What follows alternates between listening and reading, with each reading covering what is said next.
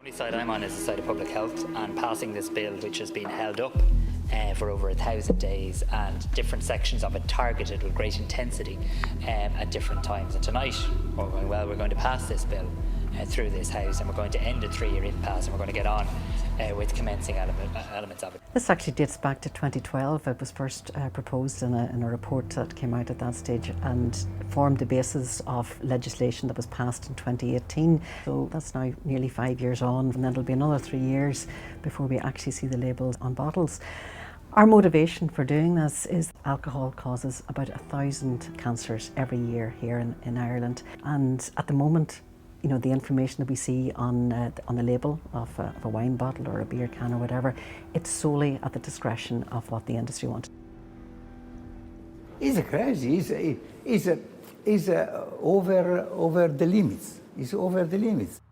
13 member states submitted opposition to what the Irish government was proposing to do and asking it to wait and align with an EU approach.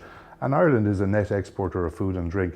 It doesn't help that we are causing these kind of tensions with important trading partners. So it is something that is going to impact on our own producers here, and particularly our smaller producers that we have drinks manufacturers, craft and small new distilleries, right from the tip of Antrim down to the south tip of Kerry and across the country.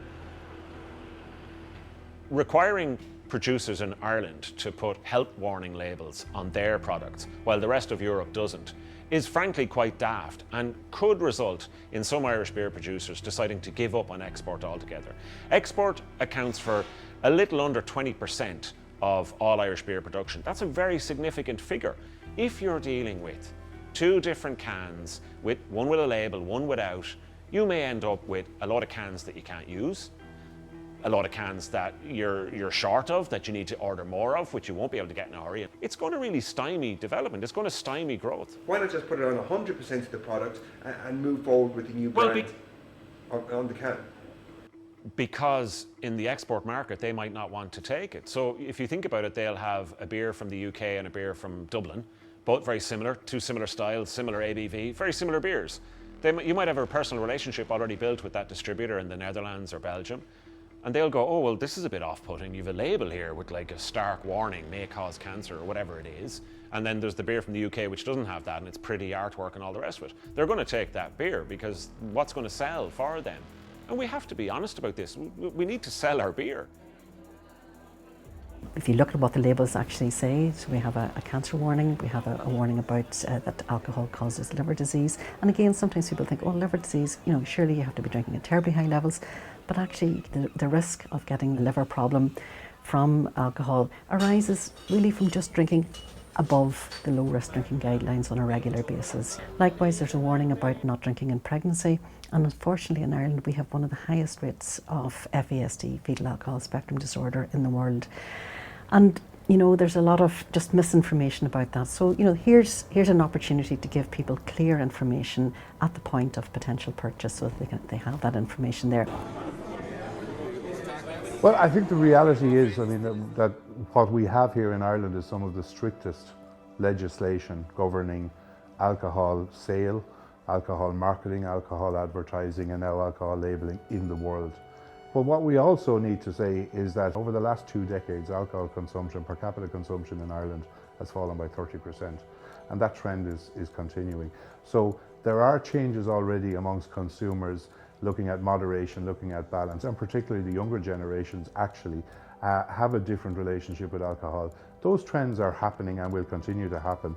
We don't need to constantly go overboard in terms of the legislation. We need to recognise, and we would call on the government to recognise, that those trends are happening already. Of course, it's good that people are aware of the negative effects of excessive alcohol consumption, but most people are already. We don't need to be nannied in such a way. What seems to me, though, is that the Irish government, they always seem to be really keen to get a pat on the head from someone. I don't know why. Who's looking for it in the first place? It's just this earnestness. If the Irish government was a secondary school student, it'd be the kind of student who reminds the teacher that they didn't give out the homework at the end of class.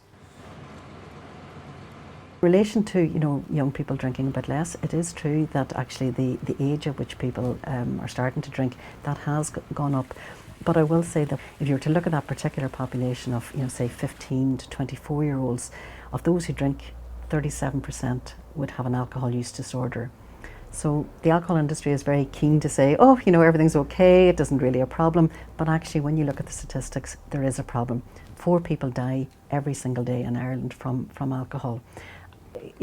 Right now, the information that people get about alcohol comes from the alcohol industry. So we get marketing spin, we don't get facts. I don't think anybody's a problem with actually getting facts.